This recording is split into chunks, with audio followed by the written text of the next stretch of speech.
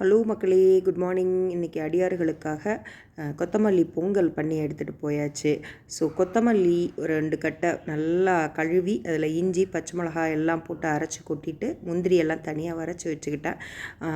அதுக்கு அரிசி ஒரே தரியாக பண்ண முடியாது நாம். அதனால் அரிசி எவ்வளவுன்னு அளந்தேன். அது 2 டம்ளர் 4 டம்ளர் இருந்துச்சு. ஸோ 2 டம்ளர் தனியாக ஒரு குக்கர்லேயே இன்னொரு 2 டம்ளர் இன்னொரு ட்ரிப்பும் போட்டேன். ஸோ அதாவது 4 டம்ளர் அரிசினா ஒரு 1.5 டம்ளர் பாசிப்பருப்பு, அந்த ரேஷியோவில் தான் நான் எடுத்தேன். ஏன்னா கொஞ்சம் கம்மியாக போட்டால் சரியாக இருக்காதுன்னு சொல்லிட்டு பாதியும் வேண்டான்னு கொஞ்சமாக எடுத்தேன். ஸோ இந்த அரைச்ச கொத்தமல்லி 1க்கு 5 தண்ணி, அப்புறம் இந்த அரைச்ச கொத்தமல்லியை போட்டுட்டு அதுக்கப்புறமா நல்லா வேக வச்சுட்டு எப்பவும் போல் நம்ம தாளித்து கொட்டி இறக்கியாச்சு.